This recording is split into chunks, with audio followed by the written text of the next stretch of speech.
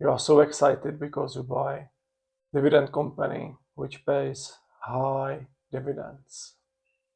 And now you receive the dividend and you realize the tax is so high. Why?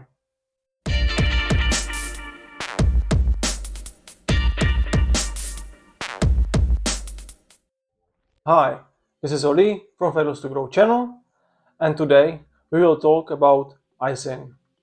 What is it? And what it influences when you buy a company for dividends, for example. We will start with something which is very, let's say, logical and obvious.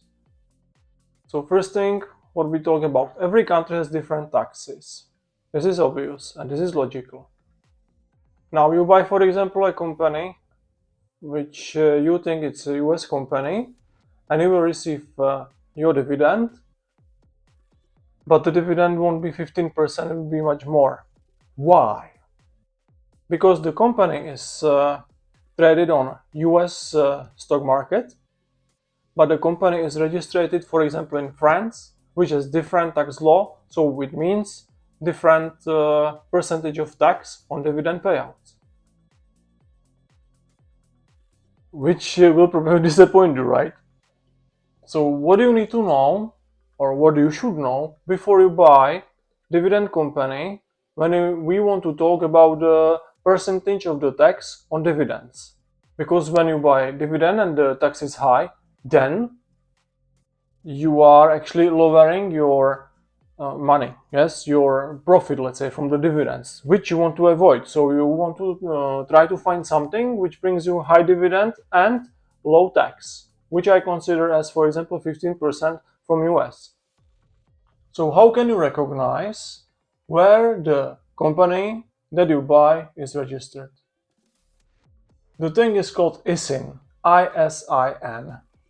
It is a number or code that shows us many things, but the first two digits, the first two letters, are the shortcut or the code of the country where the company is registered, which is influencing the tax of the dividend, for example, right? What you receive. And now let's have a look at some examples of the percentage of tax on dividends. At this screen, you can see how high taxes you would pay from dividend when you buy the company which is registered in these countries. These are only examples. Of course, there are countries which has different tax. There are also countries when you don't pay tax on dividends at all, and there is certain limit. So when you cross the limit of the dividend, then you have to pay it. But if you don't reach the limit, then you are having tax-free dividend income in 1 year, for example. It can be 5,000 in the UK or more, if I'm not mistaken. You can do research.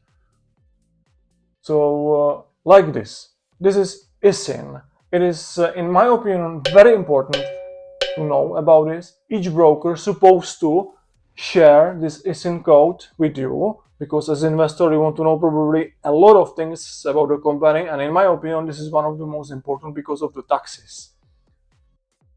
That is another thing. I don't know from where you are, but here in Europe, for example, we have assignments between European countries and USA. When in USA, for example, you would pay 30% of the tax on dividends, but when you sign this form, usually you just do a few clicks and the form is signed. And the form is called W8BEN.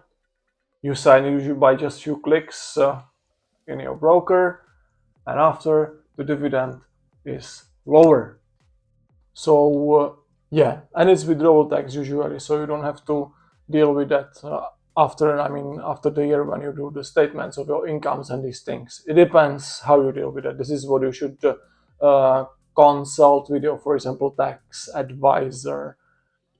At the end of this video, before we say bye, I want to say that many people mix this ISIN or ISIN code with code which is called ticker code. The ticker code is something that is something like shortcut or initial of the name of each company.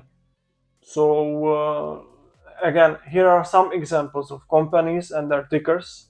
This ticker you would use when you search company in your broker, but each broker can have little different tickers.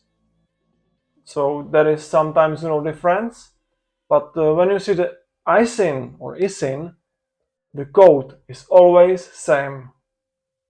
So like this, when you find the ISIN or ISIN, you can compare these codes with others to make sure you are investing or you are reading about a company that you want to.